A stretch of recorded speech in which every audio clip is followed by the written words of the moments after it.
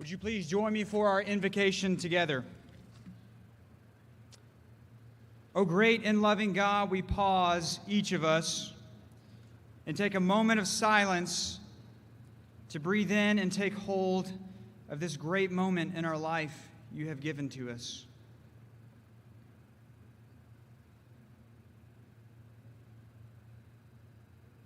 Truly, we are grateful to you for this day. Lord, we are grateful for the parents, the grandparents, the aunts and uncles and church members and coaches and teachers and brothers and sisters, all the people who helped form this moment in time, where these women and men walk across a stage and are forever granted more freedom and opportunity in life. Lord, we pray for an outpouring of your blessing upon these graduates as we share in their joy and in their achievement. May your Holy Spirit draw them out into a brave wilderness where they will pursue their dreams, where they will build strong careers, and where they will live a life of service to all of humankind. In your holy name we pray these things. Amen.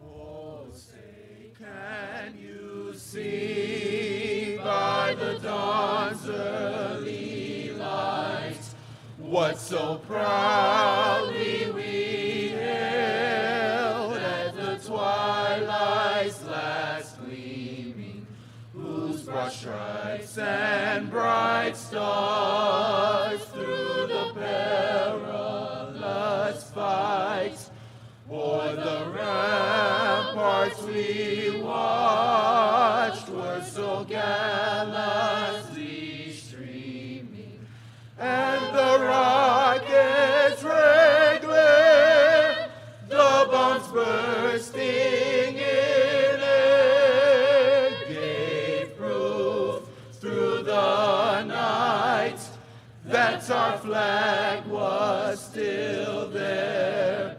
Oh, say, does that star-spangled banner yet wave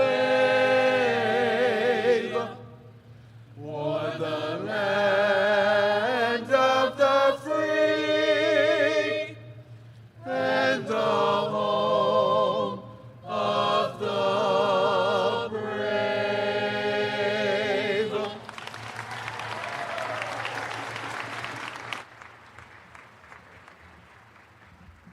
Thank you. Please be seated.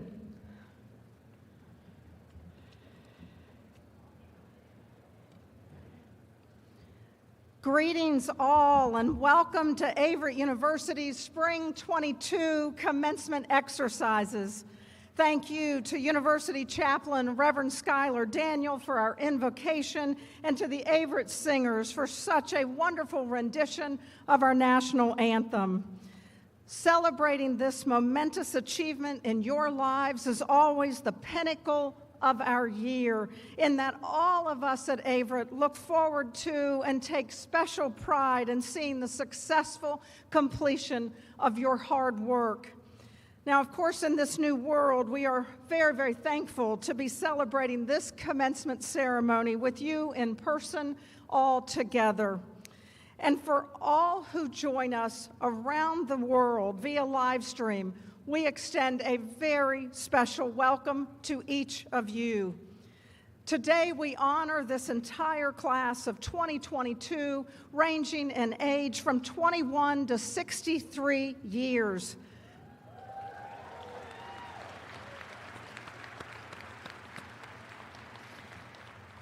You all have shown remarkable determination to get to today's celebration. This commencement, this special, special day celebrates not only the completion of your path to your academic degree, but also to the beginning of your new life as a member of the Averett family of alumni. No matter what challenges the future brings you, you have proven that you know how to meet them head on and probably turn them into opportunities, because you have shown that you have the resilience, the courage, and the determination that is required. You also have shown that you will be there to help those who need it, your family, your extended family, your neighbors and your workmates, your community, and certainly other Averett alumni. And they will be there for you always. Now, you know how your family members have your back, meaning that they're there to always help you if you need them. Now your family includes 27,000 active alumni. That's what being part of the Averett family means, being there for others when you have an opportunity to help. From this day forward, you and other Averett alumni will serve as mentors and as connections for one another, and as supportive family members to each other. And I'm talking about those thousands and thousands of Averett alumni who live, work, and prosper all around the globe. Now, let's also take a moment to recognize and give thanks to all the family members who are here with us today in person, online, or in spirit, and who have helped get you here by pushing you, by giving encouragement, and by providing resources of all kinds. Graduates, to let your family members know how grateful you are for them for helping make this moment possible, I invite you to stand now and honor them with a big round of applause.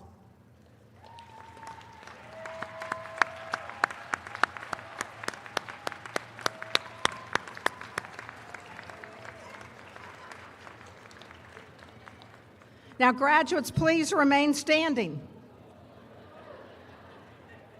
because there's another very special group, a group that's been instrumental in helping you reach this day. It's a group I'm incredibly grateful for, and that's your faculty and staff who've walked beside you on this historical journey. They've inspired you, they've challenged you, they've helped you realize your infinite potential that we all are here to celebrate today. So please give a resounding applause for your extended family of faculty and staff.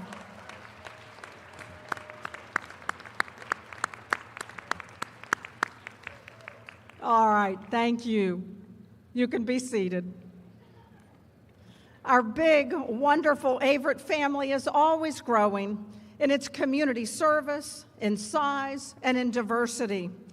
All of today's graduates know that a large part of our diversity comes from our international students, and the flags behind me celebrate the countries that are represented throughout our Averett family.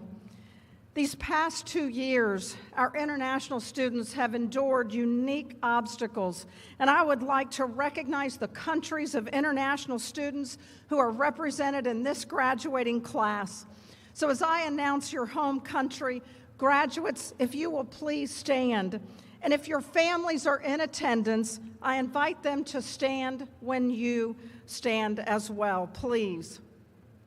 Bahamas.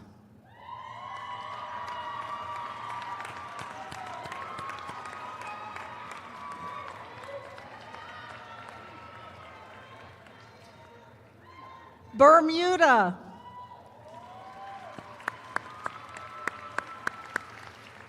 Canada.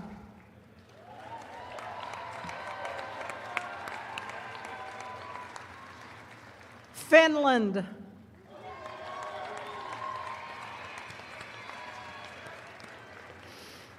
France.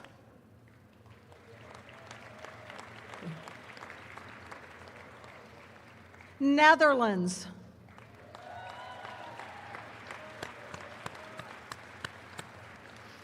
Norway. Russia.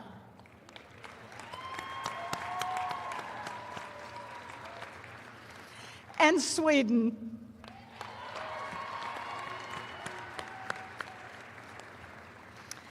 The challenges each of you have faced, they've been massive, but you have done it. And you're an integral part of the diversity that we celebrate, and we thank each and every one of you and your families. Let's give one giant round of applause to our graduates from other countries.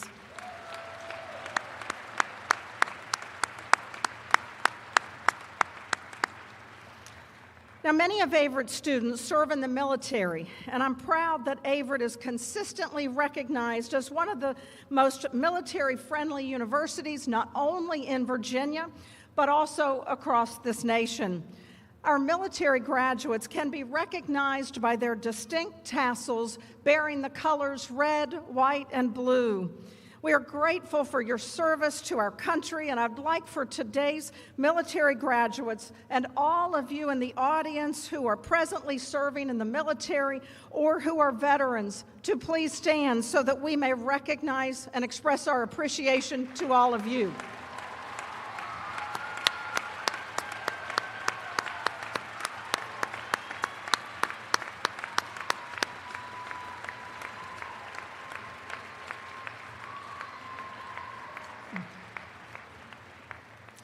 Graduates, today would not be possible without the generosity of this university's friends and supporters. We have a tradition at graduation to display the Averett University Book of Gratitude as a tangible expression of our appreciation to all of those who make special contributions to our university. It symbolizes the fact that we do not pass through this life alone, and it serves as a reminder to future generations of the importance of giving back. Someday, I hope that many of your names will be in that book.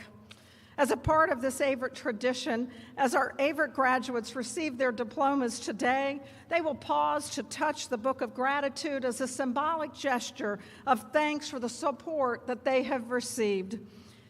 Now, we have several special guests here today who have indeed given so generously of their time and their treasures to our beloved university. Please join me in welcoming representatives from Averett's Board of Trustees. First, joining me on the platform is Reverend Dr. Daniel Carlton, Averett graduate and chair of Averett's Board of Trustees.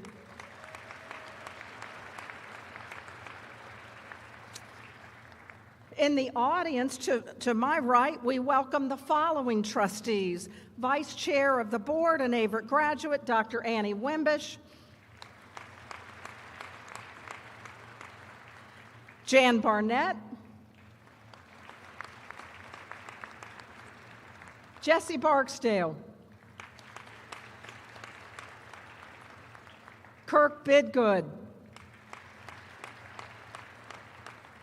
Averett graduate Gary Collins, Averett graduate Linda Green, and also an Averett graduate Eddie Herndon and his spouse Donna. We are also so pleased to welcome our commencement speaker's spouse, Tracy, and son, Wale, and daughter, Nikkei, and special friends, Dexter Williams and Colin Pinkney. If you all would please stand.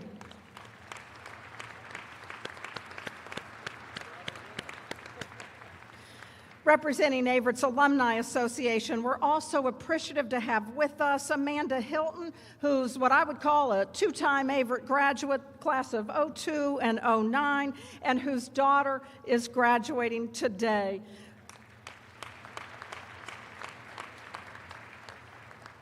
Please help me welcome the chair of our Board of Trustees, Reverend Dr. Dan Carlton, to bring you a special greeting on behalf of our board. Thank you all.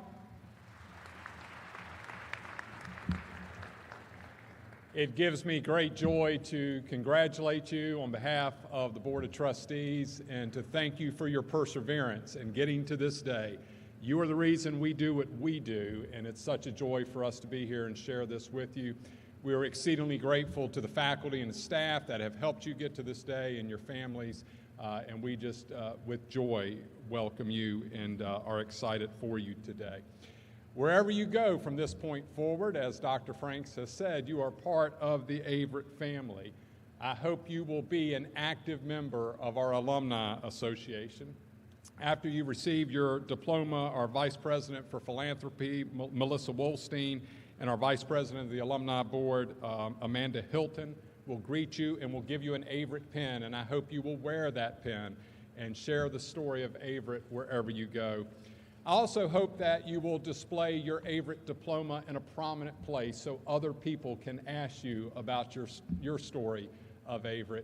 And as you go from this place, stay in contact with us. Your story is our story, and we need to hear what you are doing, the difference you are making in this world.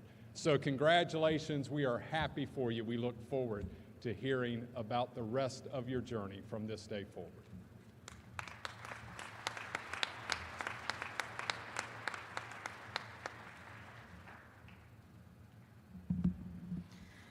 Ladies and gentlemen, it is my pleasure to announce the recipients of the Major University Awards for Academic Achievement. As I announce the recipients of the awards, I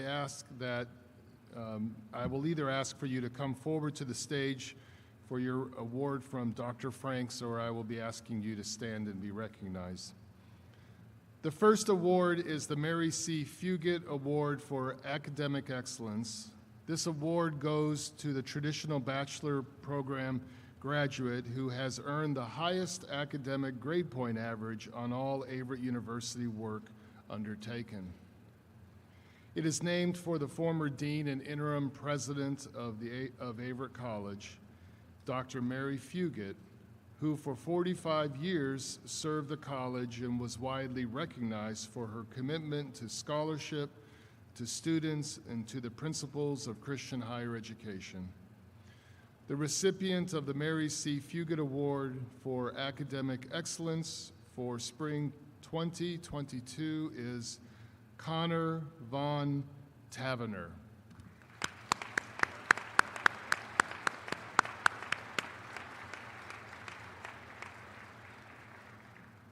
He is graduating in absentia today.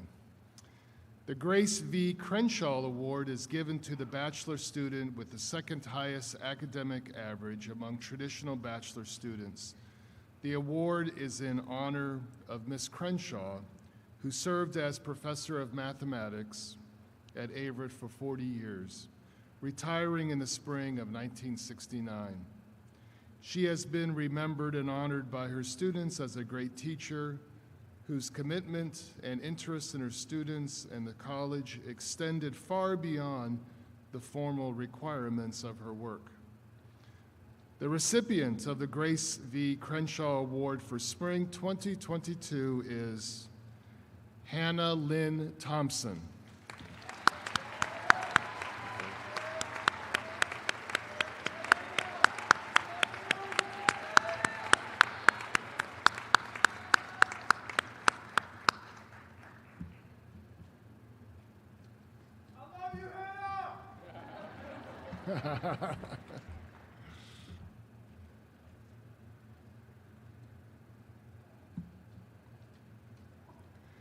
Averett presents two awards that recognize the academic achievement of our non-traditional students. The first award is named in honor of a pioneer in adult education, Malcolm Knowles. Dr. Knowles carefully studied the learning patterns and needs of adult learners. His groundbreaking research became a guide for programs like our own Averett online program, formerly known as Graduate and Professional Studies, in delivering high-quality education to those already in the workforce. The Malcolm Knowles Award is given to the Averett Online undergraduate bachelor's program graduate with the highest GPA in all Averett work undertaken. The recipient of the Malcolm Knowles Award for Spring 2022 is Mark Allen Jones I.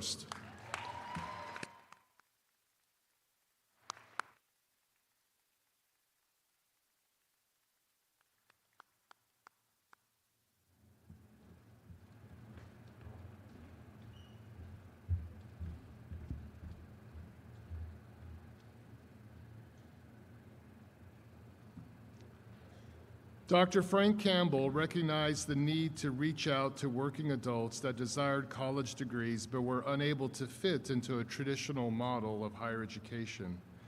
Dr. Campbell, working with the faculty, led Averett onto the cutting edge in this area, creating an intensive program that met the needs of working adults and delivered a rigorous academic curriculum. Through Dr. Campbell's foresight, Averett has led the way into this important field. The Frank Campbell Award is given to the Averett Online Bachelor's Program graduate with the second highest GPA in all Averett University work undertaken. The recipient of the Frank Campbell Award for Spring 2022 is Tammy G. Unger.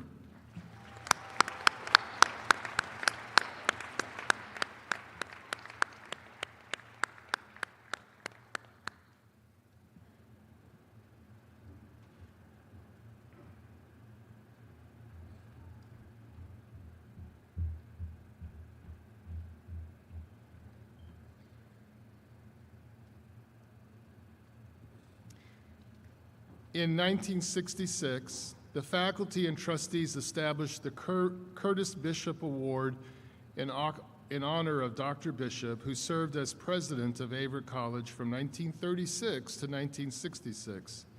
It is presented to the graduating student who most clearly exemplifies in heart, mind, and soul those goals of truth, beauty, goodness, and service which Dr. Bishop modeled for Averett students. For extraordinary service to the university community, the recipient of the Curtis Bishop Award for Spring 2022 is Morgan Grace Dills.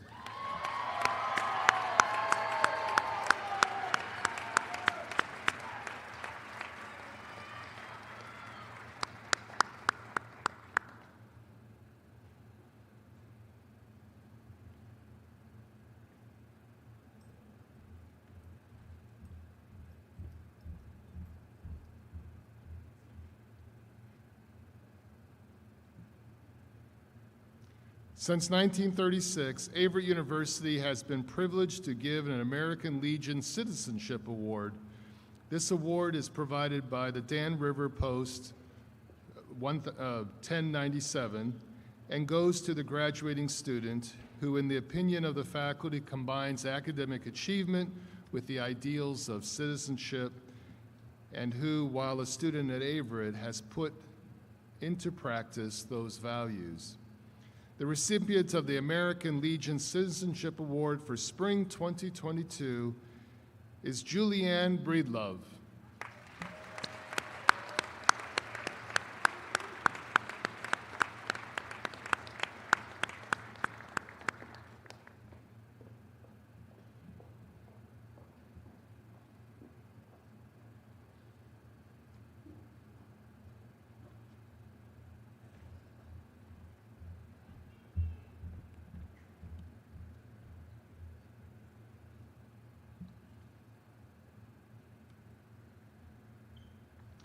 Through the generosity of Elizabeth B. Bustard, Averett University is privileged to make a monetary award to be used by students to pursue graduate work after completing their studies as undergraduates at Averett University.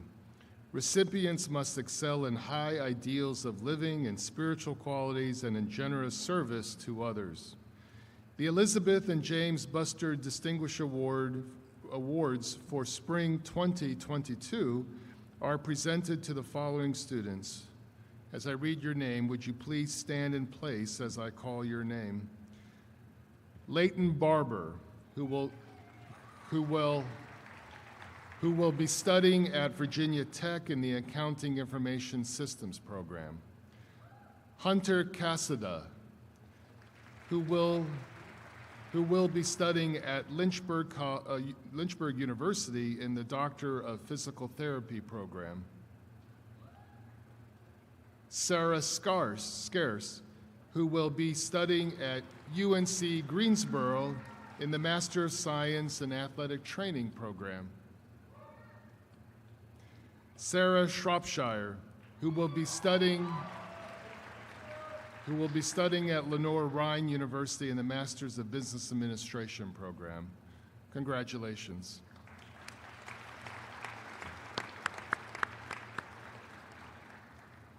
The most prestigious award granted to a graduate of Averett University is the C.L. Davenport Award for Excellence. The award is named for Mr. C.L. Davenport, a member of the Board of Trustees from 1922 to 1952. It is intended to honor a person who combines outstanding scholarship, personal and spiritual development, a concern for others, a respect for Averett University, and the leadership potential to have an impact on society.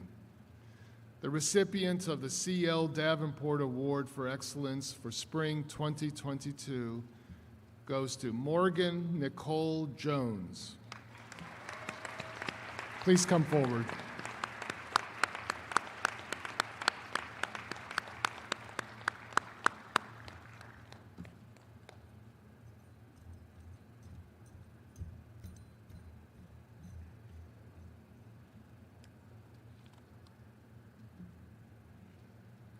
Congratulations to all our award winners.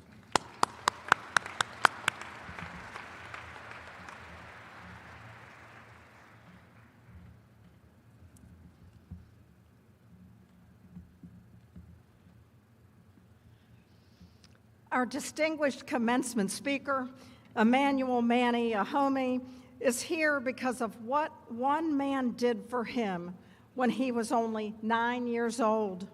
Is that fair to say, Manny?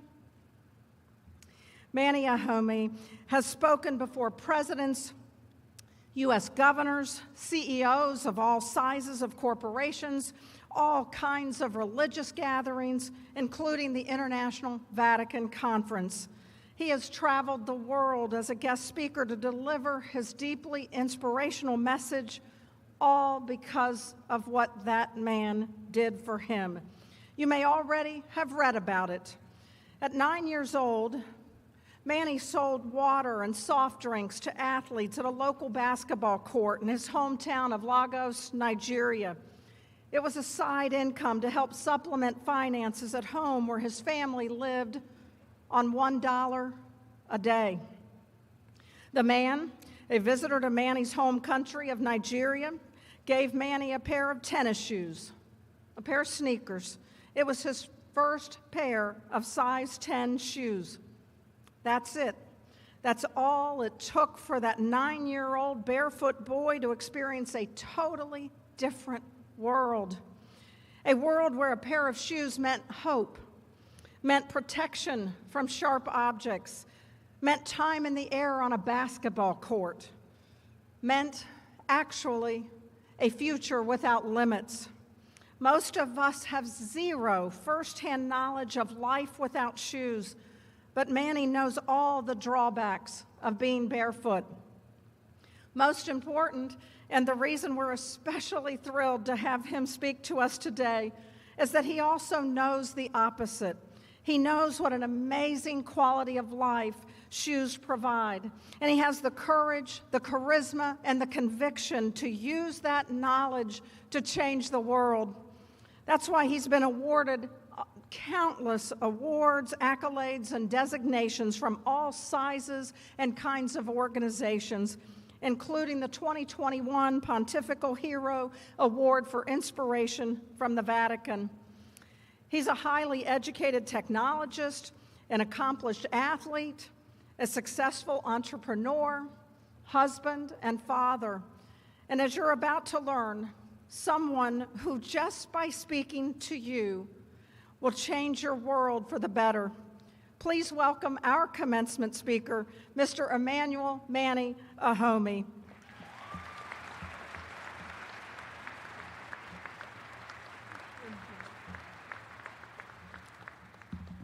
Wow. It's amazing being here today. First and foremost, I want to thank the Board of Trustees, the faculty, and every single one that actually sits here on this podium out in the crowd that's investing their hearts in the future of this amazing world changers that's about to take on a new stage to go impact and change the world. I'm so grateful for my bride that's here today, my children, my friends, but most importantly, I'm grateful for the King of Kings and the Lord of Lords, the one that made it all possible that I can stand before you today and declare of his goodness. Graduates, congratulations to this year's graduating class of Averett University. Go Cougars. You did it. To every kid who has heard you'll never amount to anything, you did it.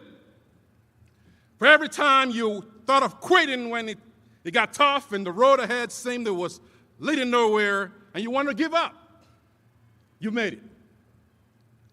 To the first ever graduate in your family, well done.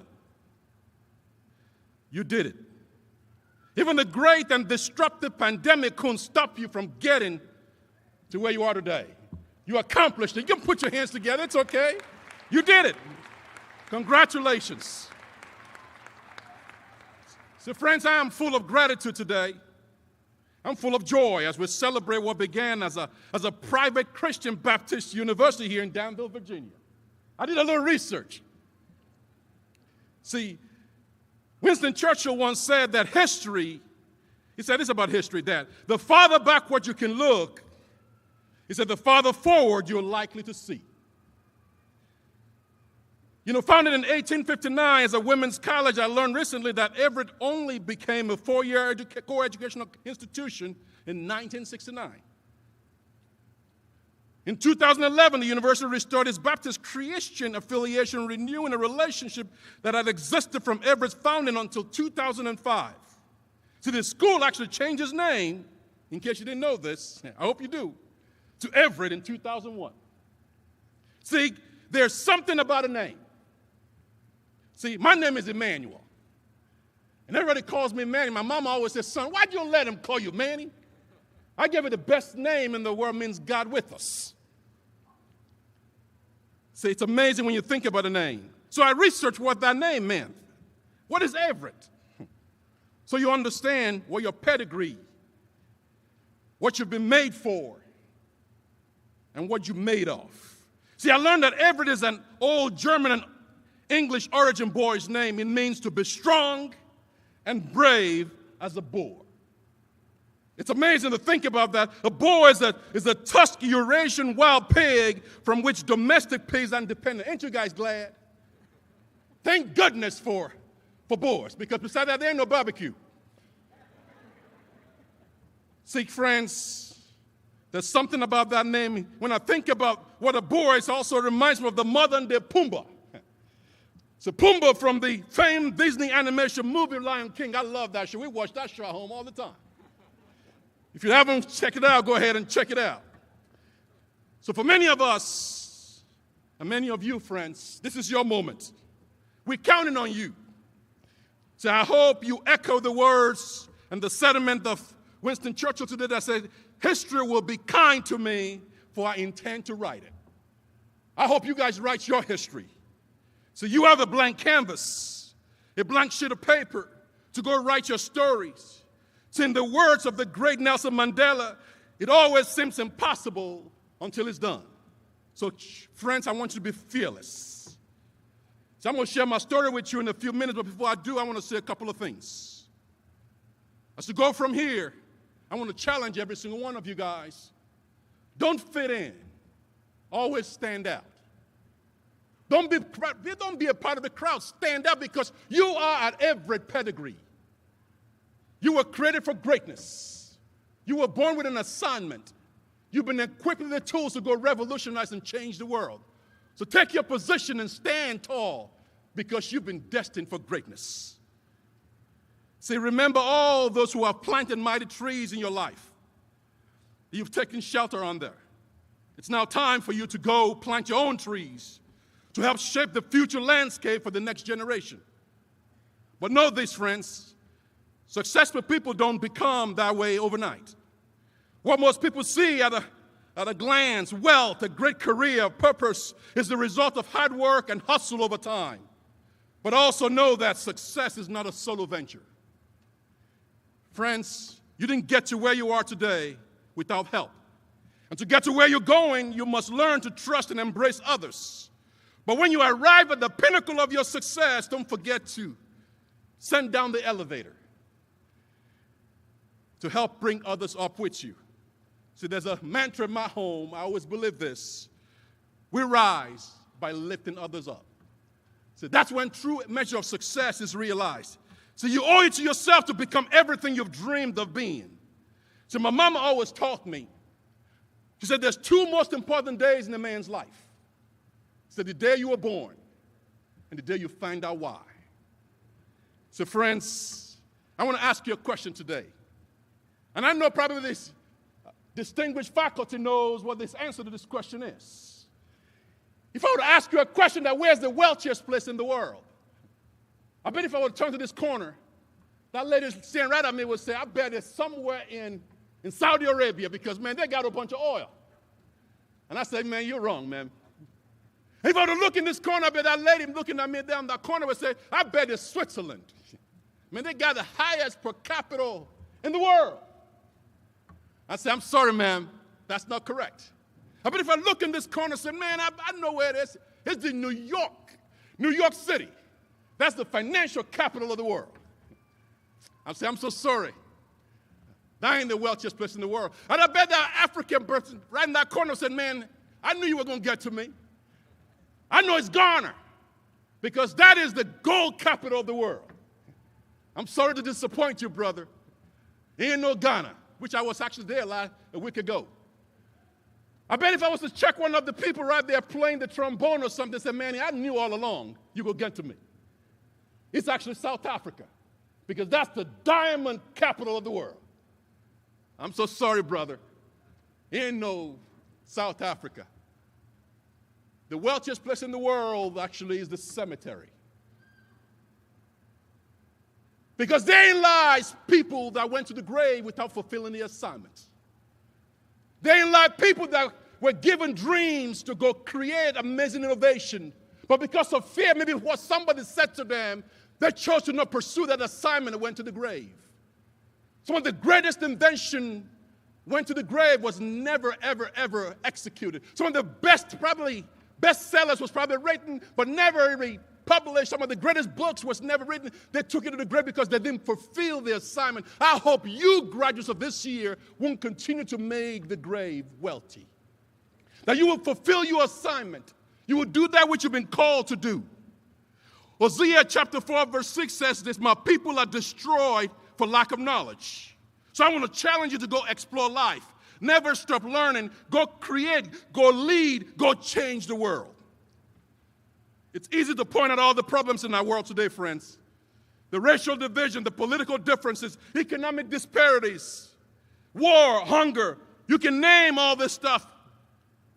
And everybody can say, why is this happening in the world? Why is this happening in the world? But I bet God's saying to you today, that's why I created you. To go be an answer to somebody else's prayer. To go be the solution to the problems that you encounter. Because you've been equipped as an Averett graduate to go revolutionize and change our world. My dear friend, Matthew West, the very famous Dove singer, always says, that's why God created you. To go be the change you want to see. See, the greatest virtue and tool you need in life to change the world is love. So when you and I love each other, we give the world something nutritious to eat. We give the world something special to look at. So the Bible says, by these the world will know you are my disciple when you love one another. Have you ever wondered what was on God's mind when he created you? I believe God was trying to colonize earth with heaven's culture. I believe God was trying to colonize earth with heaven's language, and that's the language of love. So you were created for a purpose. And once you know why you're here, it brings clarity to your vision, which just makes me think, what is vision? So vision is nothing but the source of discipline to see things the way they should. Once you find your purpose, which I believe is the bullseye, success will come. So what's your vision for this world? What's your vision for this country? What's your vision for your family? What's your vision for your neighbor? See, that vision is what compels me to stand before you today. That vision is what gets me fired up to wake up every single morning. That's why I'm standing in front of you with no shoes. Because I learned that over 1.5 billion people in the world are infected with diseases because they have no shoes. Over 300 million kids woke up in Africa today with no shoes on their feet. And I think that's an injustice that somebody ought to do something about. You can tell from my accent standing before you today, I'm not from Danville, Virginia. I'm from Lagos, Nigeria. See, I used to wake up every single morning and pray this prayer. I used to say, God, give me 001. That means it's okay if I don't have breakfast. It's okay if I don't have lunch. But God, would you give me supper so I can make it to the next day? I know you guys are looking at me to saying there's not a chance this brother's missed a meal in his entire life. But that wasn't my story. That wasn't my beginning. I used to wake up every day before I go to school. I got all these crazy chores I got to do. I look at my kids today. They turn on the faucet, then water comes out. They flip on the switch, the lights comes on. They want to go to the grocery store, they jump in the vehicle. But when your mom and dad live on less than $1 a day, the reality of your world is so different. Dr. Franks mentioned a little bit of my story. I want to share a little bit more color commentary. So at the age of 9, I showed up at the park one day to go sell water and soft drinks. I didn't realize I was about to have a date with destiny. Ever showed up in a meeting?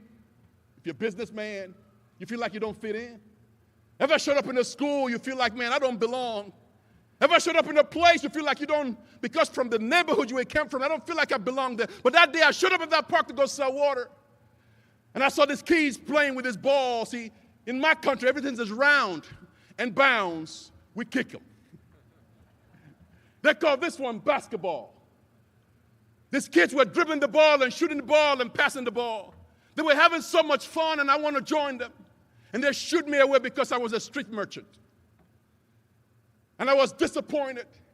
I stood very dejected. I said, why can't I be a part of this? And now God will have it. One of those balls rolled around the corner, right by the tree by where I was standing. I quickly grabbed it and seized the moment. I jumped in. I started dribbling the ball with these people.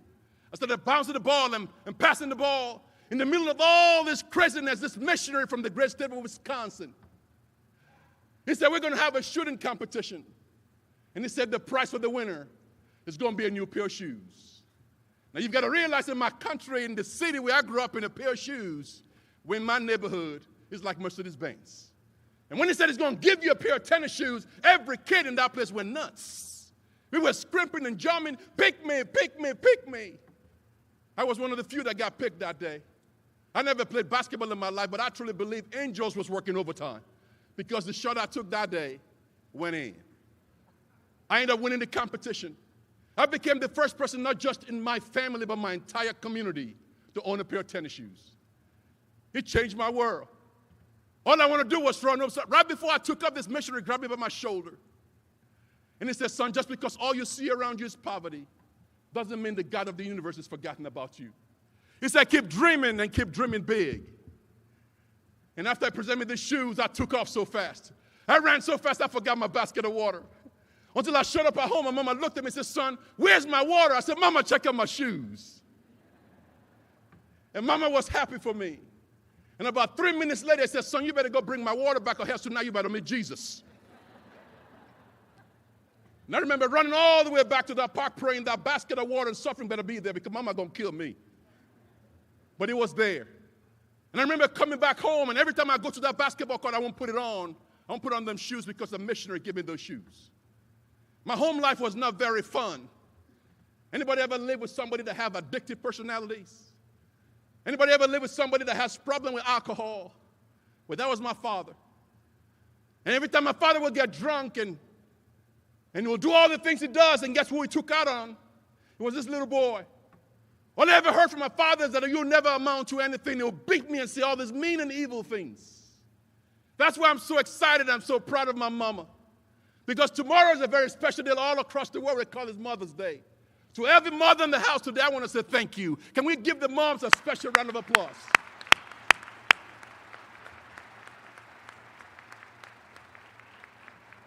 Because every time my father would do all this mean and evil thing, my mom would come behind him and put her hands on my head. And she would say, in the name of Jesus, whatever mean and evil thing this man sends to my son will never come to pass. Because my God has promised me that my son can do all things through him who gives him strength. And sometimes I go to my mom and say, Mom, why do we have to live so poor? Why do we have to live like this? And my mom would take me by this little window by my house. And she said, son, I want you to look outside and tell me what you see. And I would look outside that window. And I said, Mama, I see the trees. And she said, son, you're not looking high enough. Look much higher and tell me what you see. And I said, Mama, I see the birds. And she said, son, you're not looking high enough. Tell me what you see. I said, Mama, I see the clouds. And then she always said, son, you ever wonder why God created the sky so high? And I say, I don't know, Mama. And she said, so poor boys like you can dream real high. He said, never make an excuse for life.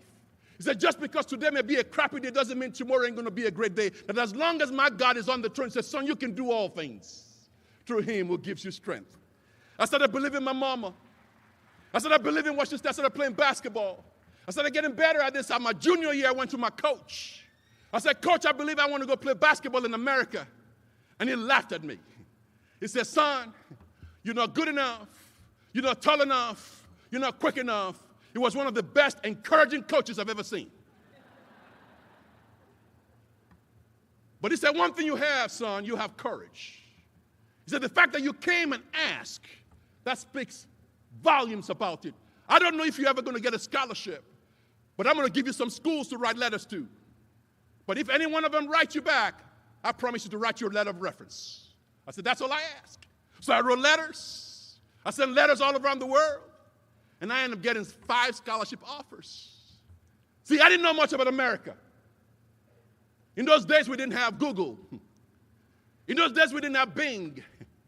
In those days, we didn't have the transfer portal. In those days, we just go based on what people tell you. So I said, well, I'll do what every Nigerian kid that grew up in my neighborhood will do. I'll pick the school with the best-looking brochure. Guess what school I picked? The University of North Dakota in Lake Region. You guys don't know where North Dakota is. It is the coldest place in the entire world. Because when I showed up in North Dakota, I said, I've done something wrong to God. But it was the best decision of my life. Because I ended up meeting my bride, my future bride at college. January 2nd, 2023, I've been married to her for 30 years.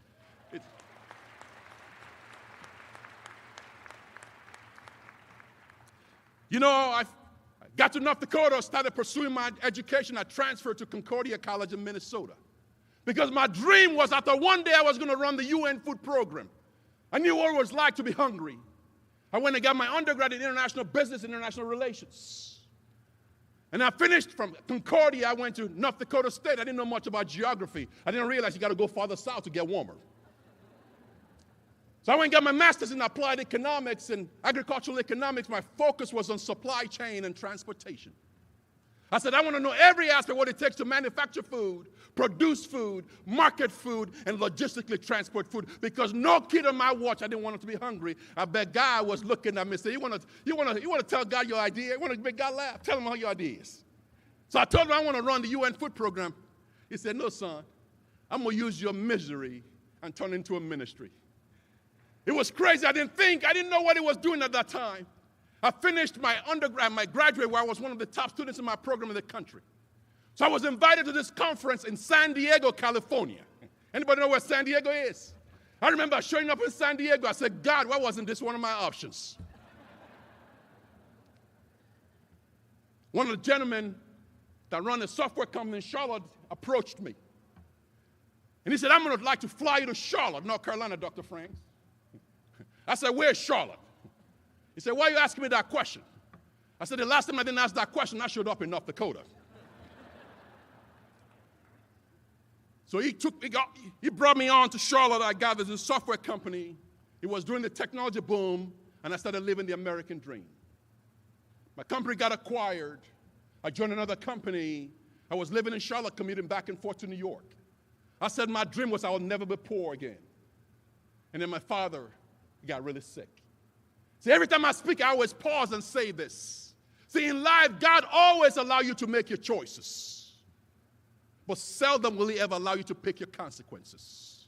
So be careful the choices you're making. My father's choice to abuse alcohol and all those things caught up with him.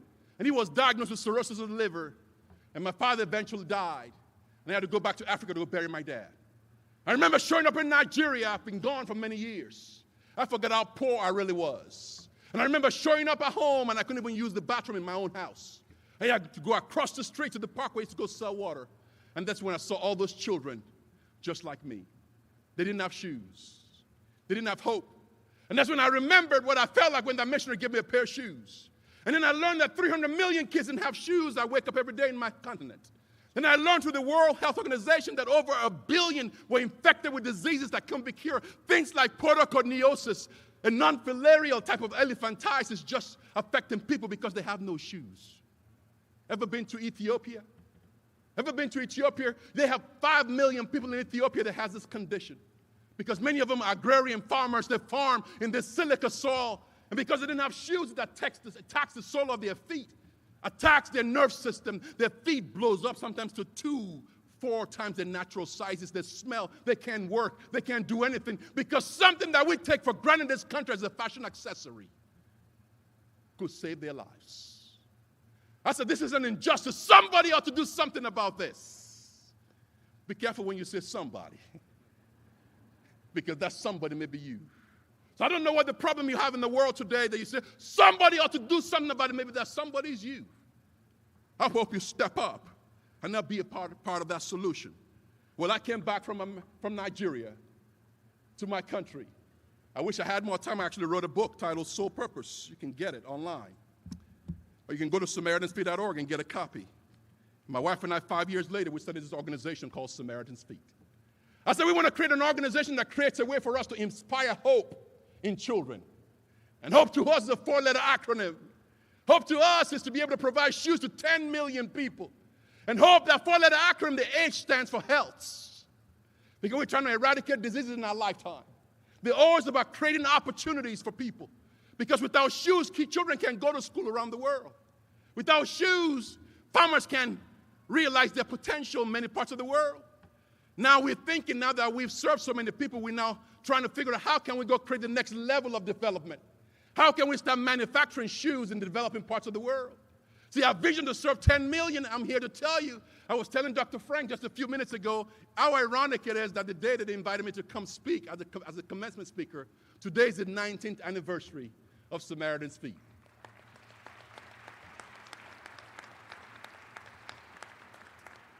You know, when I told one of my dear friends that played in the NFL 19 years ago that I was called to go put 10 million shoes at the feet of kids, he laughed.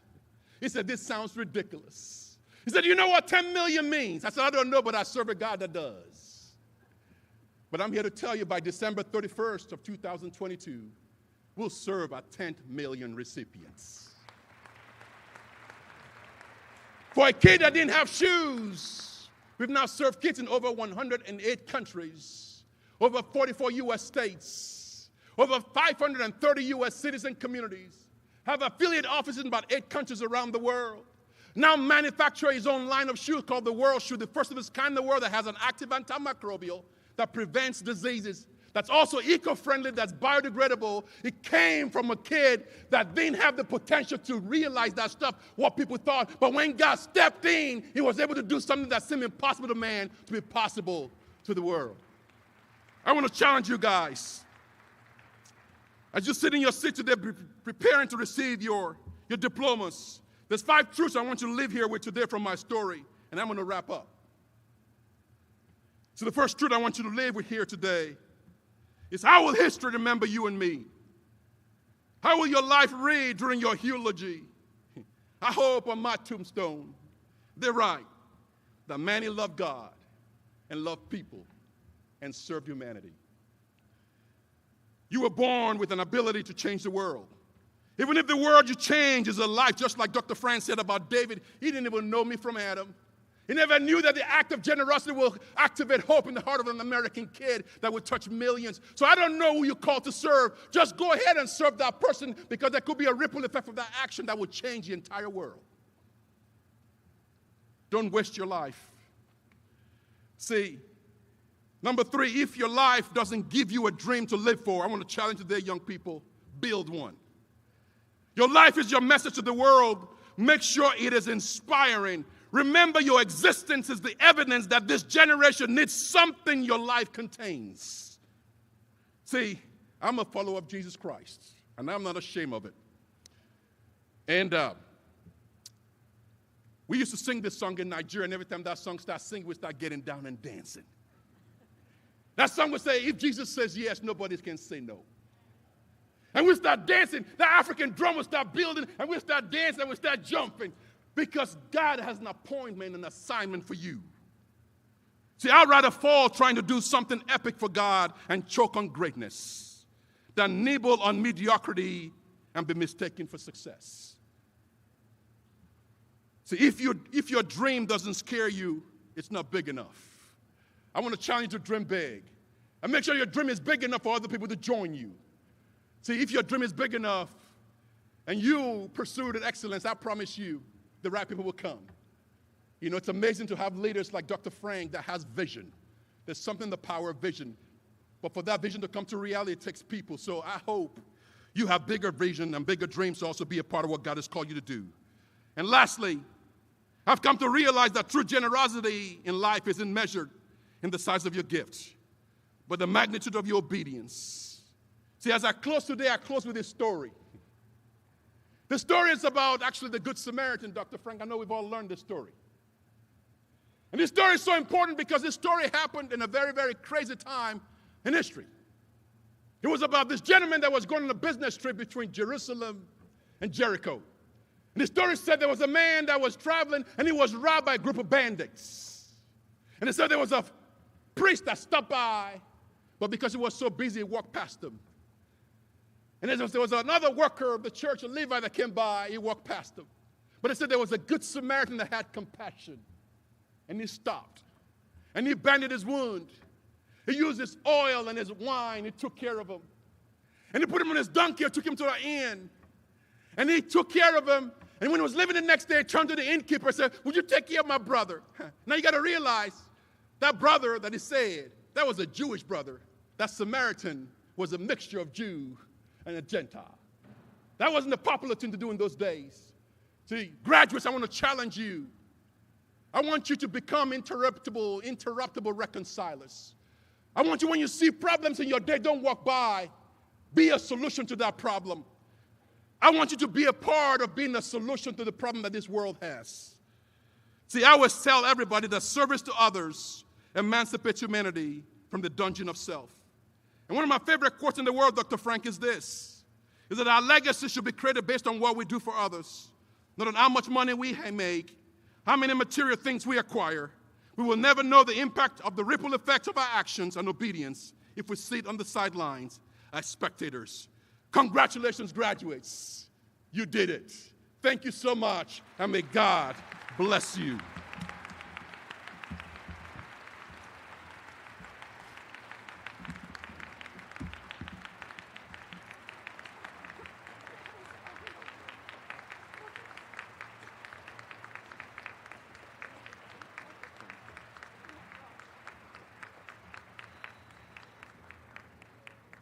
That standing ovation says it all, Manny. You are changing the world, and you are changing ours, and we are so honored that you have been with us. You have spoken to our very hearts and souls today, and we will never forget the inspiration you have given us today. Dr. Fulop and Manny, if you will please join me at the podium.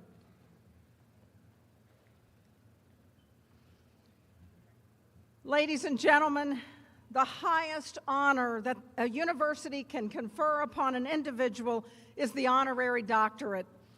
I now present for the degree of Doctor of Humane Letters, Emmanuel Manny Ahomey.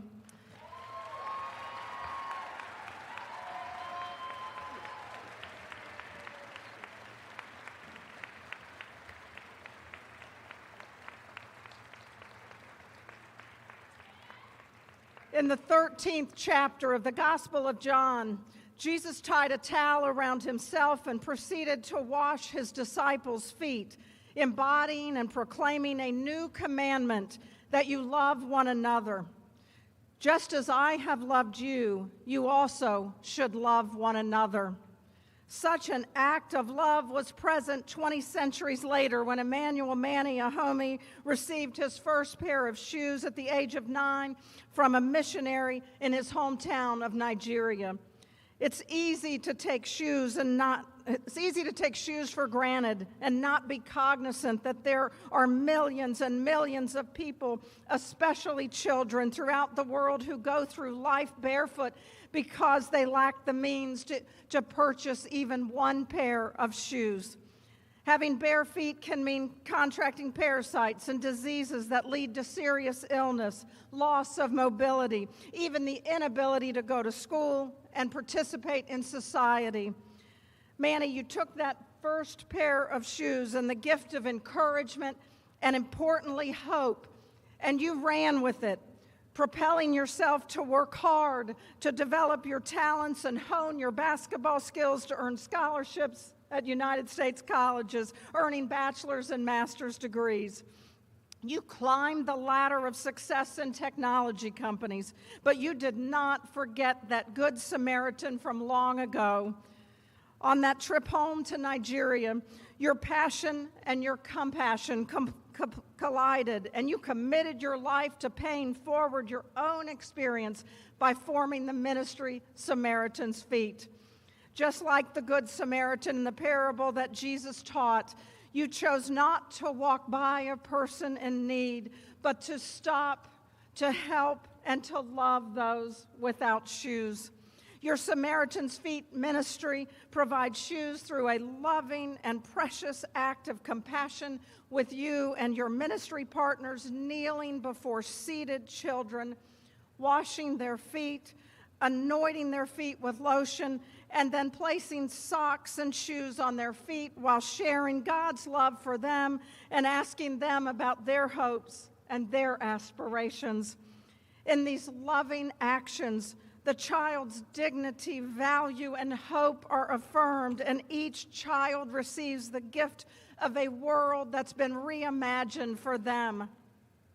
A creative and entrepreneurial person, you are always seeking to spread and expand your ministry. You ignite the imagination of many corporate partners, governmental leaders, and sports teams to join in your ministry of giving shoes and hope to children around the world. Professional and college basketball teams have partnered with you, with many coaches agreeing to coach barefoot in Barefoot for Bare Feet games to raise awareness and support for Samaritan's Feet. In spite of your success in Western corporate, celebrity, and athletic cultures, you have remained true to your mission and placed a high value on humility, affirming that it is not about you, but it's about serving God through others. In the 25th chapter of Matthew, Jesus stated, "Just as you did it to one of the least of these who are members of my family, you did it to me." Emmanuel Manny Ahome, in gratitude for work to promote the common good of the least of these through Samaritan's Feet, Averett proudly confers upon you the degree of Doctor of Humane Letters, honoris causa, this 7th day of May, 2022. Congratulations, Manny.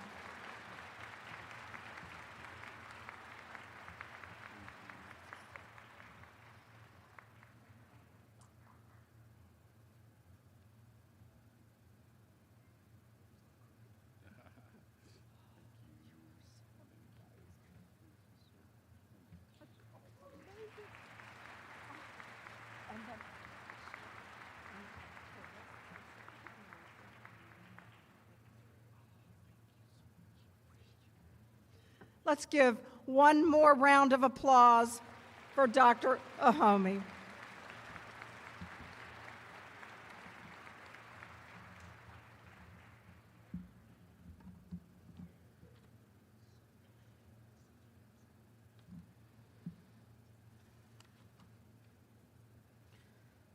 Wow. Graduates, you are not the same person sitting in front of us today that you were when you first enrolled at Averett. You think more critically about the world and your place in it. You are more intolerant of injustice and discrimination.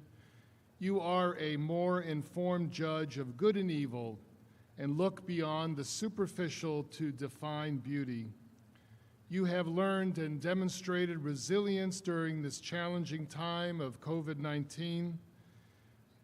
You have touched our lives in innumerable ways, and very soon will be alumni of Averett University.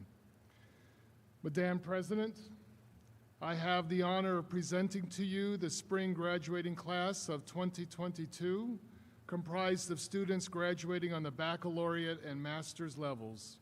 On behalf of the faculty, I am pleased to present the class to you and to recommend each of them for the degree for which she or he is qualified.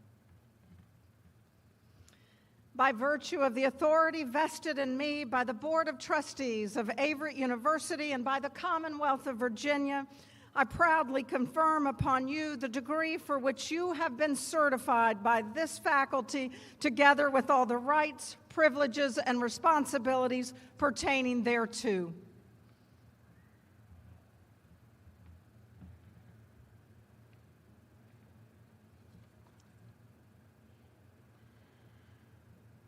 Graduates, will you please come forward to receive your degrees?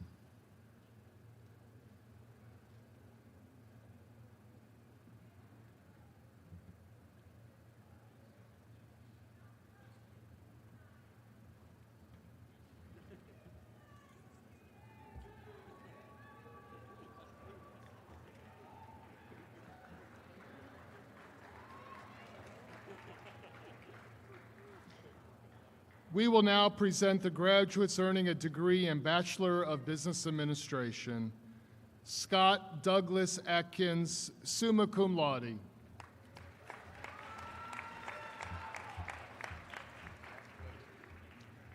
Chantel Amber Christian with a minor in leadership.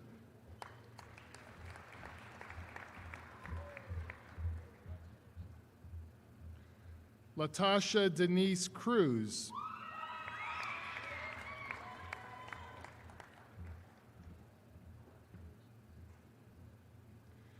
Quinton LaVale Ellis.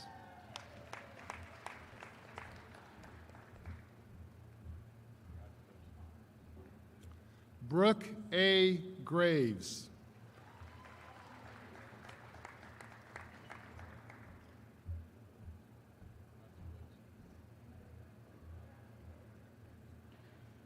Mark Allen Jones I, summa cum laude.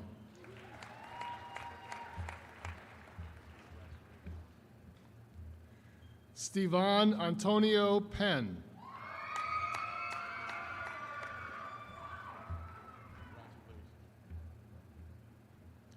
Olivia M. Powers, summa cum laude.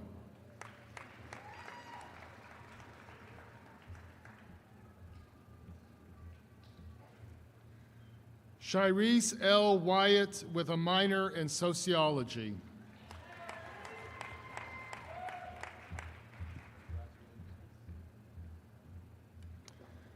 We will now present the graduates earning a degree in Bachelor of Applied Science. Tammy G. Unger, concentration in leadership, summa cum laude.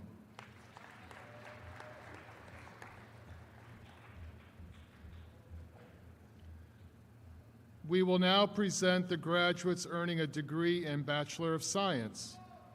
Raynice Angela Akinyi, majoring in biology, biomedical science. Casey Olivia Allen, majoring in sociology with a minor in psychology.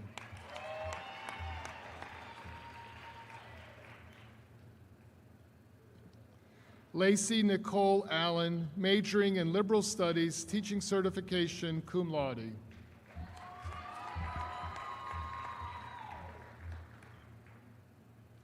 Elizaveta Akiava, double majoring in equestrian science, management science, and equestrian studies, dressage.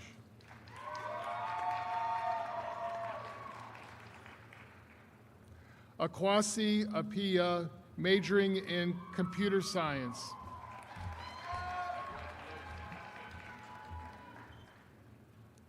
Elizabeth May Arquette, double majoring in equestrian science, management science, and equestrian science eventing. Hannah May Ayers, double majoring in psychology, counseling and clinical, and sociology.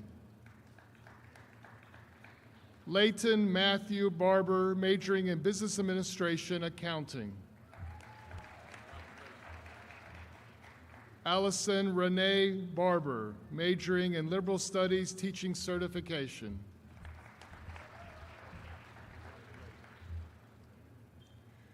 Kaylee Elizabeth Barker, majoring in biology, biomedical science, magna cum laude.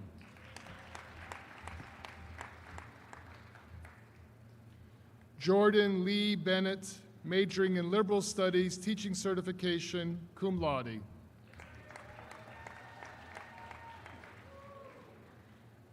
Catherine Bizou, majoring in biology, biomedical science.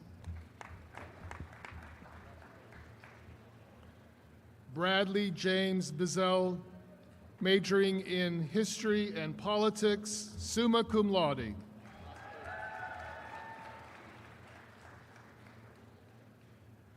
Courtney Brianne Blankenship, majoring in wellness sports medicine with a double minor in biology and integrative health psychology, cum laude. Julianne Nicole Breedlove, double majoring in business administration, marketing management, and business administration management science. Jared Charles Brown, double majoring in health physical education with teaching certification and physical education coaching, magna cum laude. Hunter Michael Casada, majoring in biology, biomedical science with a minor in physical education. Caleb Allen Chester, majoring in physical education coaching. Landon David Childress, majoring in wellness sports medicine.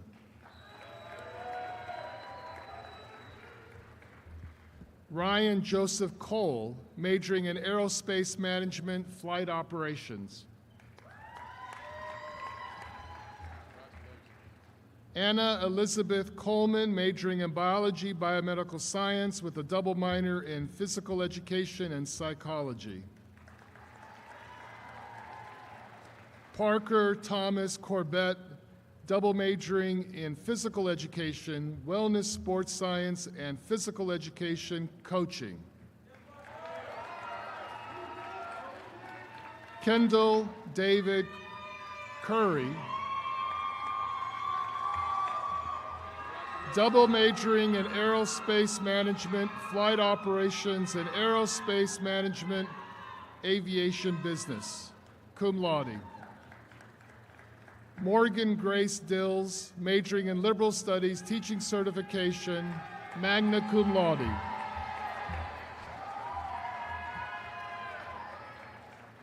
Jacqueline Lee DiTana, double majoring in business administration, management science, and business administration, marketing management. John David Dixon, majoring in sociology, criminal justice, summa cum laude.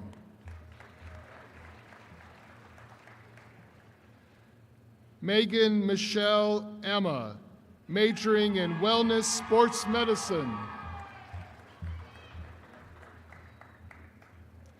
Emily Page Eby, majoring in physical education, coaching.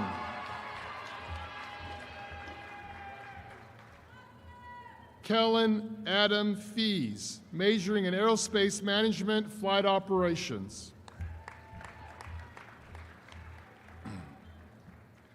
MJ Jamal Fleming, majoring in business administration, management science, with a double minor in economics and psychology. Jamal Deshaun Ford, majoring in physical education, sports management with a minor in communication. Mason Riley Foy, majoring in business administration, management science.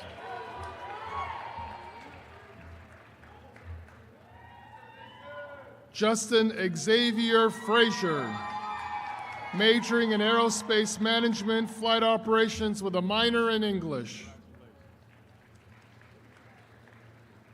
Esmeralda Garcia, majoring in sociology, criminal justice, cum laude. Catherine Alexandra Gay, majoring in equestrian studies, eventing with a minor in communication.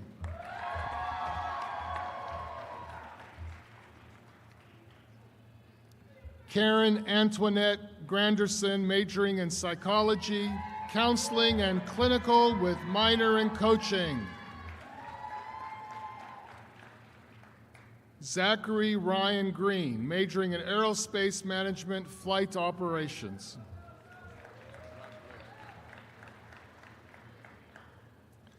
Jacob Heiler Hardy, majoring in wellness sports medicine, summa cum laude.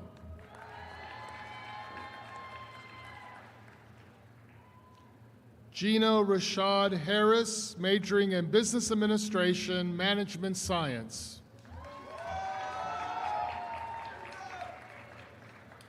Garrett Blake Haskins, majoring in organizational communication, public relations with a minor in criminal justice, magna cum laude.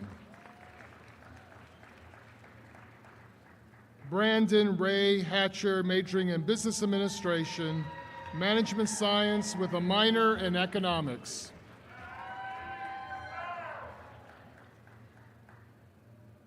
Victor Enrique Hernandez, majoring in business administration, marketing management.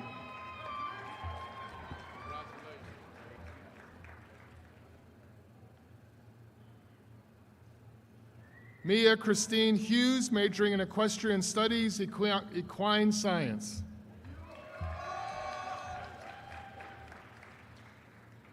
Jocelyn Evangel Jackson, majoring in biology, biomedical science.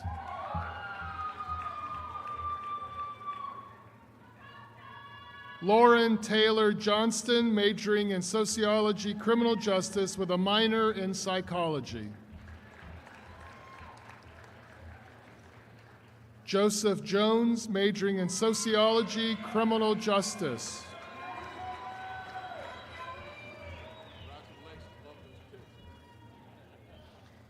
Morgan Nicole Jones, majoring in liberal studies, teaching certification, summa cum laude.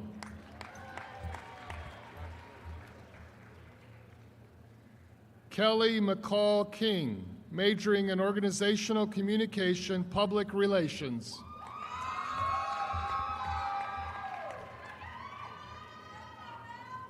Devin Christina Lassiter, majoring in sociology, criminal justice with a minor in psychology, magna cum laude.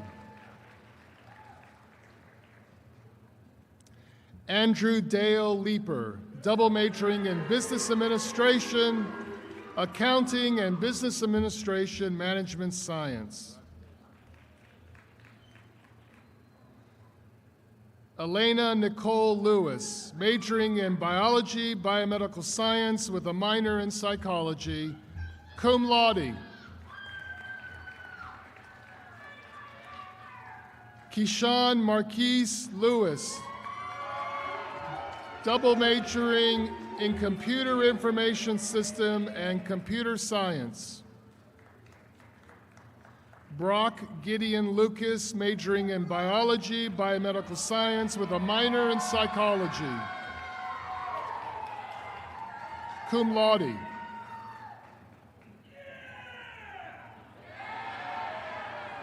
Raymond Donald Lucky IV, majoring in PE, wellness, sports medicine.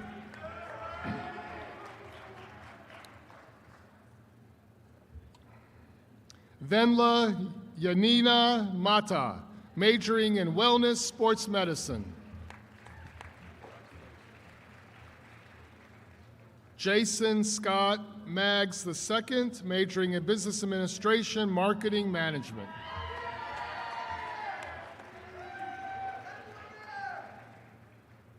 Zamia Emil Xavier Magnum, majoring in Chemistry, Biochemistry with a double minor in Integrative Health Psychology and Criminal Justice, cum laude. Manuel Ezekiel Marquez, majoring in Business Administration, Marketing Management.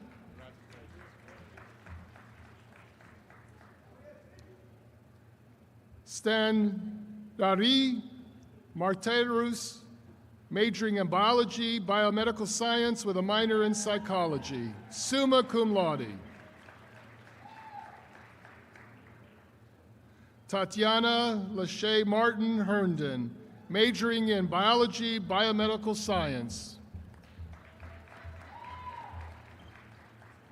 Daniel P. Matlock, majoring in Wellness, Sports Medicine.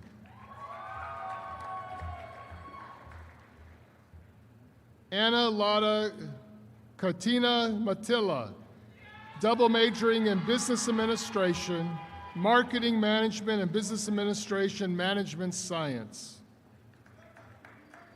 Nasir Benjamin McCummings, majoring in Wellness, Sports Medicine.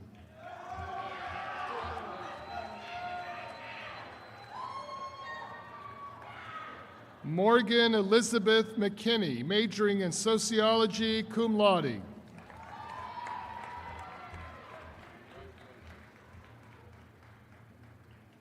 Michael A. Mashad, majoring in Business Administration, Marketing Management with a minor in Sociology. Tyler John Moody, majoring in Physical Education.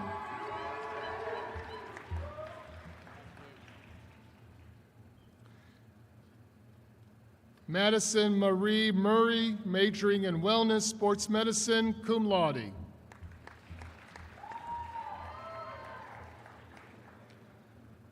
Austin Keith Painter, double majoring in Physical Education, Wellness, Sports Medicine, and Physical Education Coaching, summa cum laude. Nikki Bekonen, majoring in PE, Sport Management, cum laude.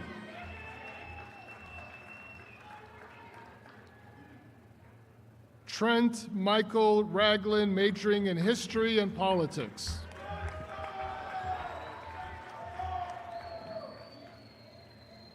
Aaron Lynn Rankin, majoring in Sociology, Criminal Justice with a minor in Psychology. Daniel Taylor Roberts, majoring in Aerospace Management, Flight Operations.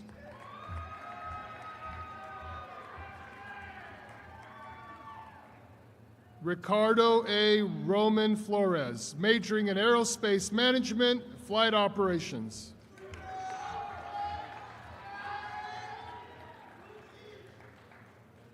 Ashley Nicole Ruello, majoring in Business Administration, Marketing Management with a minor in Spanish, cum laude. Brianna Marie Salas, majoring in Biology, Biomedical Science with a minor in Spanish. Jadena Deshante Aliyah Samuels, double majoring in Psychology, Biological, and Psychology Integrative Health. Sarah Ashley Scarce, majoring in Wellness, Sports Medicine with a minor in Integrative Health Psychology, magna cum laude. Mackenzie Lee Sheehan, double majoring in Physical Education, Personal Training, and Physical Education Coaching.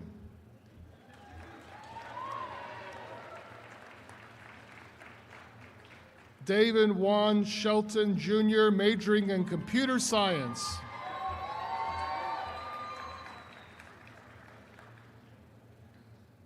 Nicole Sophia Smith, majoring in biology, biomedical science.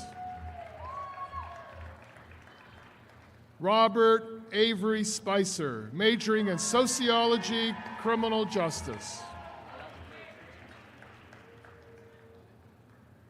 Zachary Spradlin, majoring in business administration, marketing management, summa cum laude.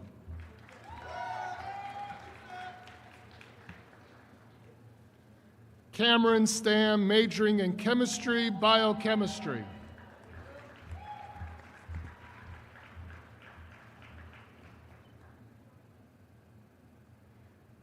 Dana Catherine Stottlemyre, majoring in physical education.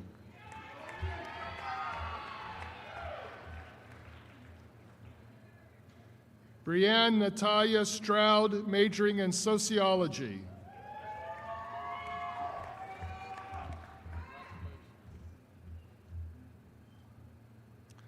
Camilla Josephine Sonbaum, majoring in sociology, criminal justice with a minor in psychology.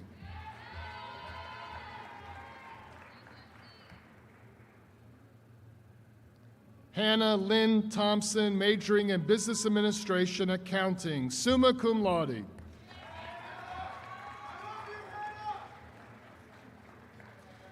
Rainey Christine Townsend, majoring in biology, biomedical science with a minor in Spanish.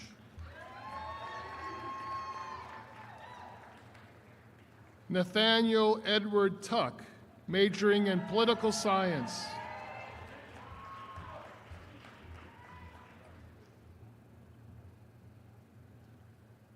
Tracy Corrice Walker, majoring in business administration, accounting, summa cum laude.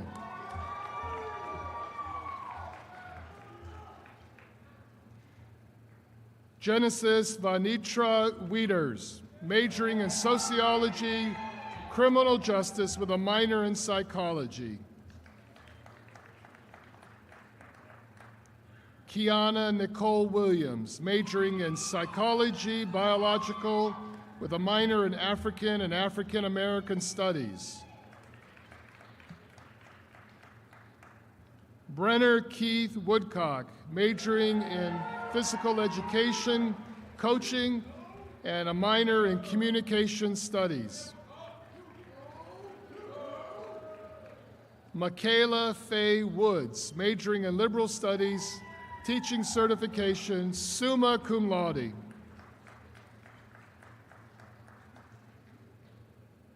Brandon Michael Woody, majoring in business administration, marketing management with a minor in coaching.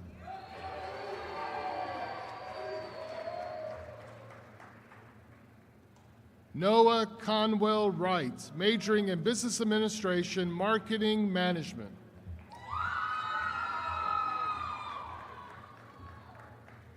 Inka Michaela Zelstra, double majoring in sociology, criminal justice, and physical education coaching, summa cum laude.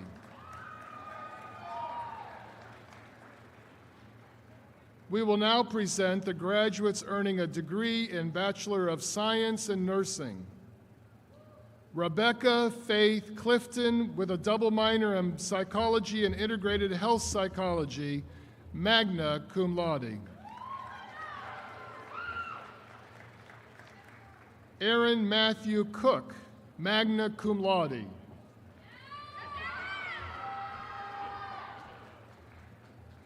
Caroline Elizabeth Ingold.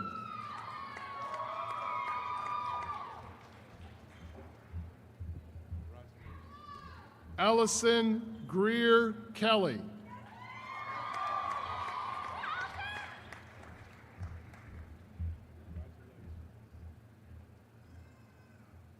Michaela Lizette Law.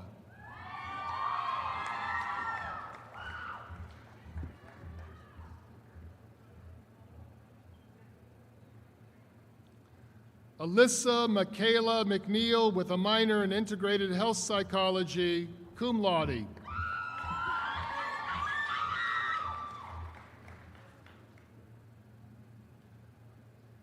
Catherine McKinley Schrader with a minor in integrative health psychology, magna cum laude. Jennifer Faye Silva, magna cum laude.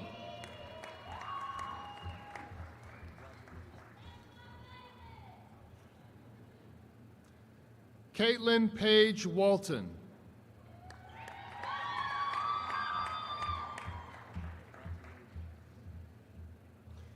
We will now present the graduates earning a degree in Bachelor of Arts. Caleb Masanto Carpenter, majoring in English, History, Pre-Law with a minor in Political Science.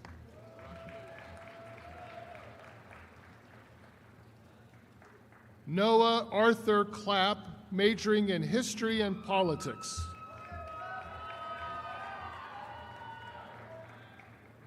Haley Ray Farthing, majoring in English with a minor in Sociology.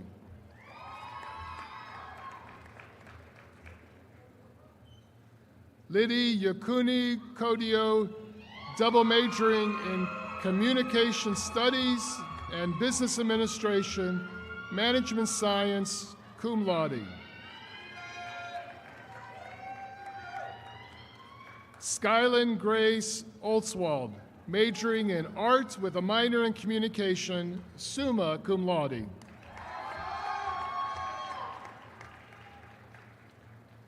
Sarah Jeanette Shropshire, majoring in Communication Studies with a minor in Coaching.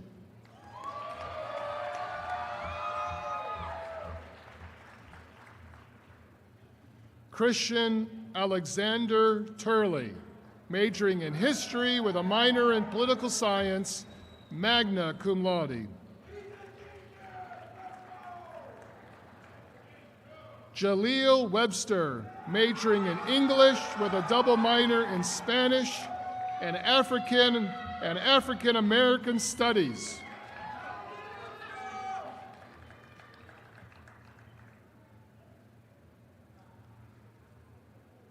Will the recipients of all bachelor's degrees please stand?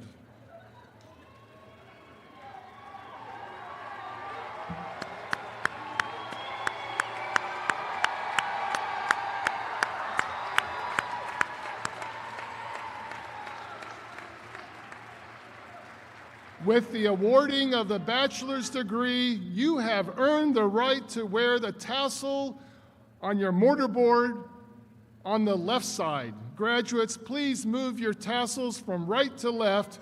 Congratulations.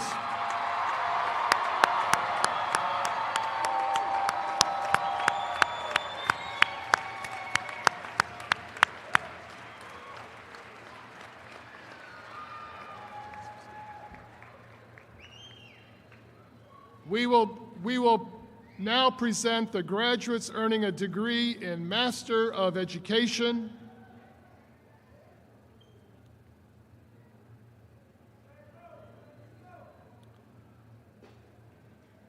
Shari Linnell Brown.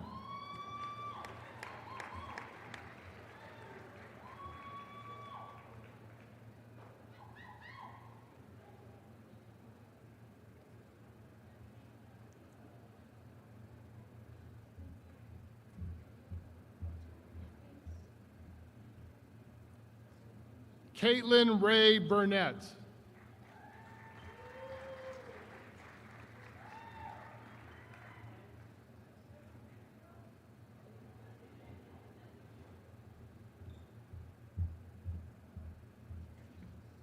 Brittany Griles Card.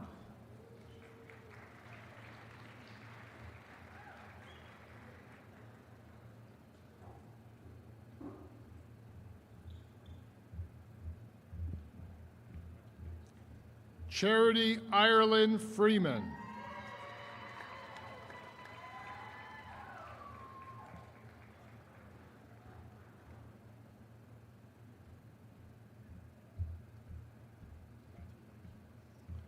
Sean A. Granum.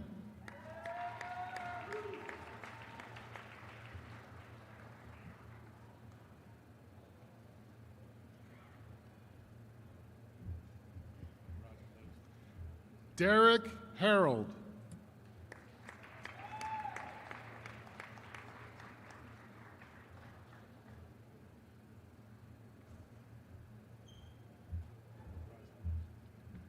Brandon Lee James Johnson.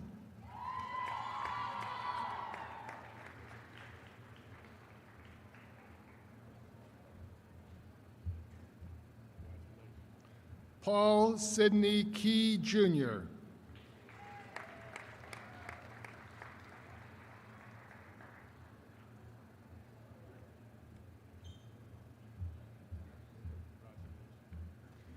Victoria Annalique McKenty.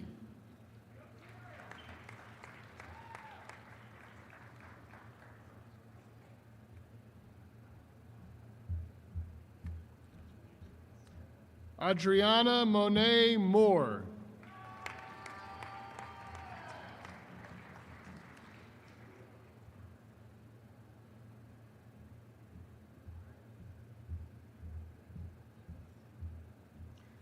Emily Elizabeth Lavon Smith.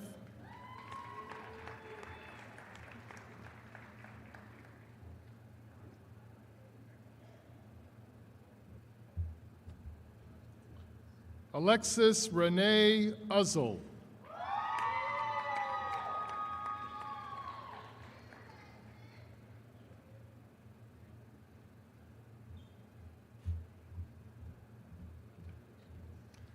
Vanita Smith Washington.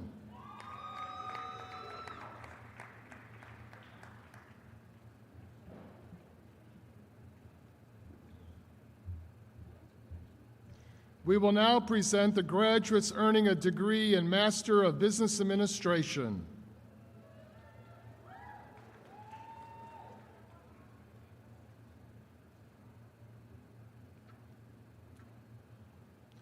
Tralia Marie Armstrong.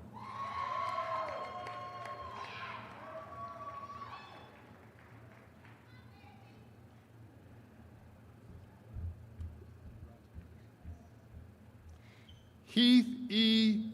Berenger.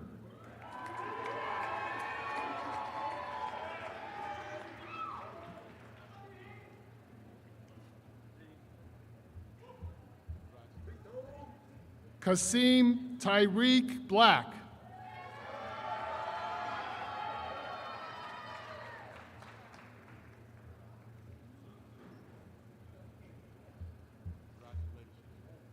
Jennifer Michelle Bowles.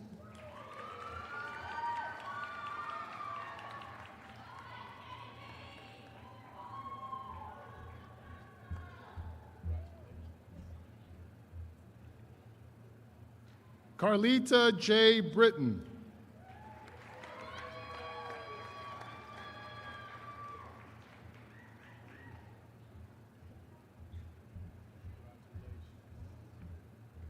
Madison Page Dudez.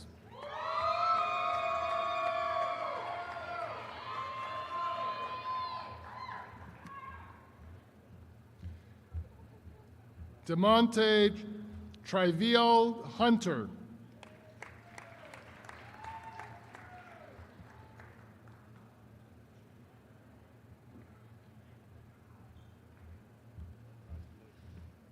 Connor Gibson Carwath.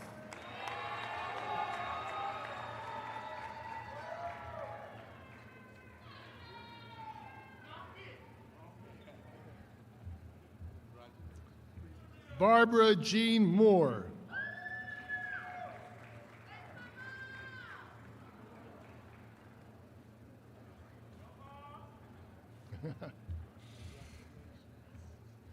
Abigail Jeline Taylor.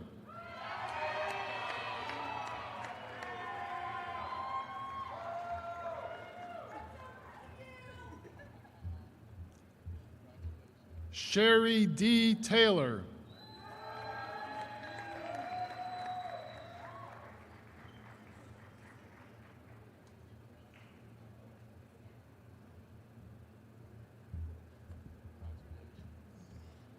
Channing Thomas.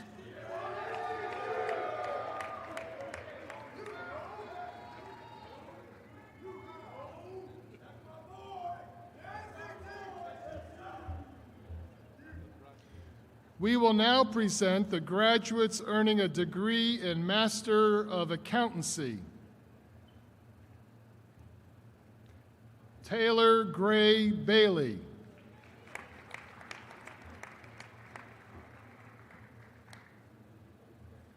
Nicholas S. Winston.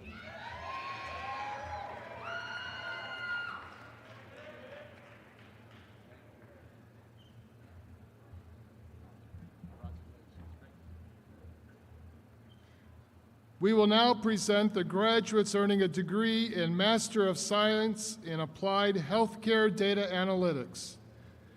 April Kareem Wood.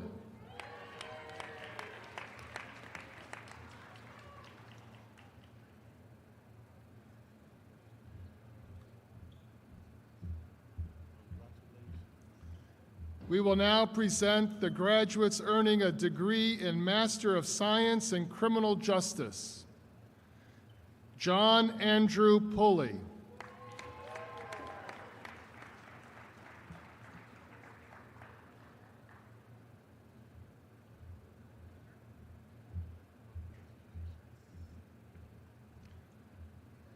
We will now present the graduates earning a degree in Master of Science in Nursing.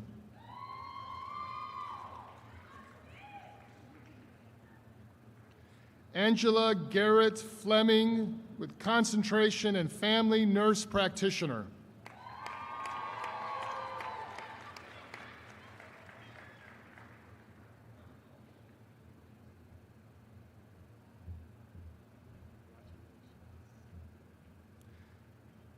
Kelly Ann Wallace, concentration in Family Nurse Practitioner.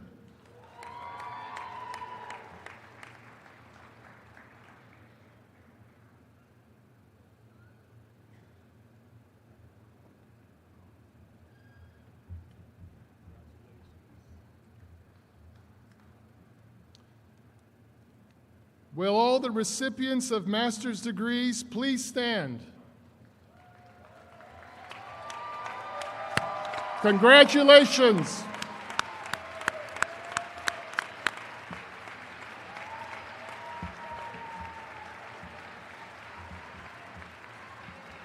Welcome to the fold of the Averett alumni. Well, I think you need to give yourselves a huge round of applause. Just let it go.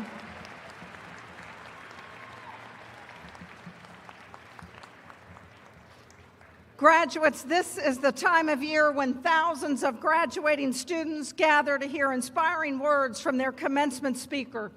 Some schools recruit movie stars and political figures or rich and famous alumni, you name it, to speak, hoping to bestow a lasting impression from the event.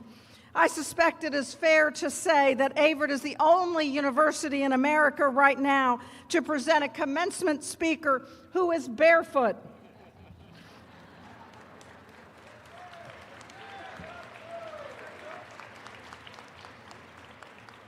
At Averett, we repeatedly say how we want our graduates to be catalysts for positive change in this world. And after today, you might just want to take your shoes off to start that journey. Now, I don't mean that literally, but today is the day when you take that huge next step, the step into the next part of your journey, heading into the arena where you can next be a positive influence on the world.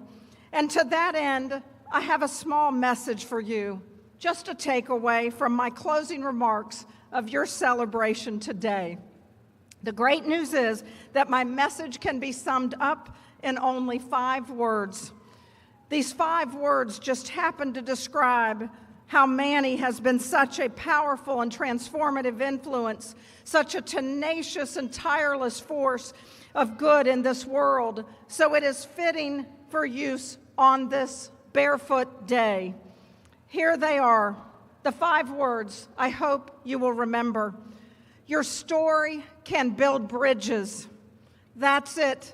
Neither the words nor the concept is original with me, but there is deep truth there for you.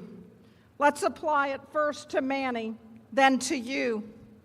People with abundant resources are not necessarily likely to see a large, barefoot Nigerian man and think, oh, look at him. I wonder if there's some way I can get involved with his mission, whatever it is.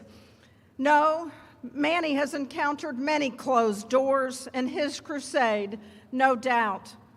But his story, it's his story that is compelling, that gets him a hearing and that seals the deal, if you will. His motives are so commendable, his enthusiasm and success so palpable, that his story is embraced by people of all colors in all walks of life.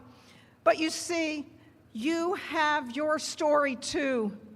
We all have our own stories, and they all can build bridges, just as Manny's story does. There is such a great deal of strife and conflict and division in our world today, and that's what makes this message so exciting when it proclaims that your story can build bridges. It truly is within your power to build a bridge to be crossed. It might not begin as a 10-lane superhighway bridge. It might just be a footbridge at first, but it is within your power to create it. If your neighbor or your coworker doesn't understand your religion or your politics or your concerns, they can understand your story. That's the key. If they can do that, they're never too far away to be reached. It is always within your power to build a bridge to reconciliation. You have the power to sit down with those in opposition.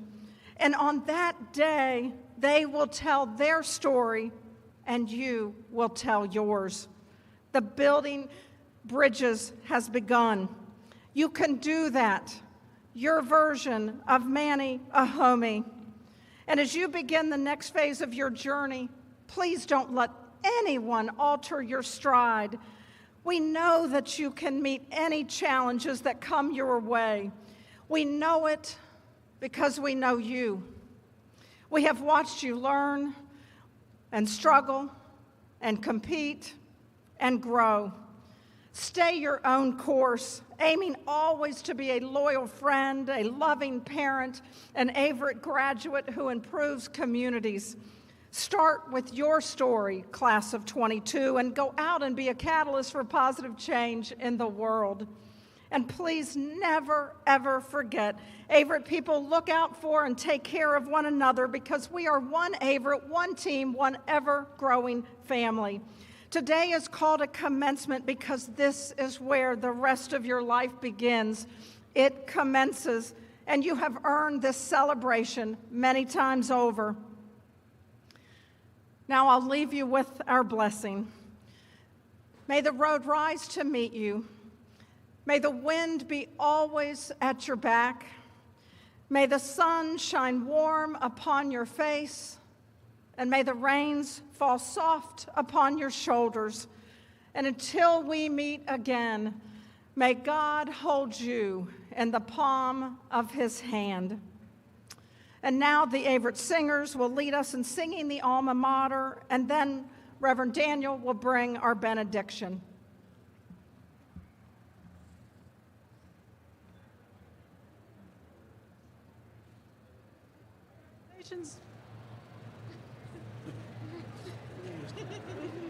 Congratulations, graduates. This is the fulfillment of the promise that I made to you 4 years ago at your new student induction ceremony that I would stand and see you cross the stage. So now is the time to sing loud and proud. So will everyone please join the Averett singers in singing the alma mater? The words are listed in your program.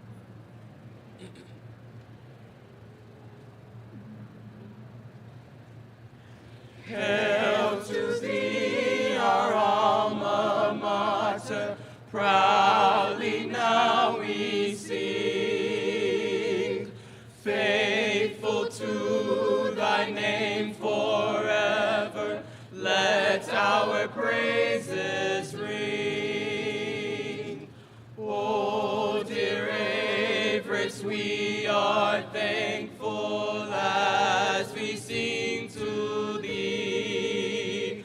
For honor, friend, and real wisdom, thou dost hold the key. Averett University, memories dear will hold. We'll remember now and ever our dear blue and gold.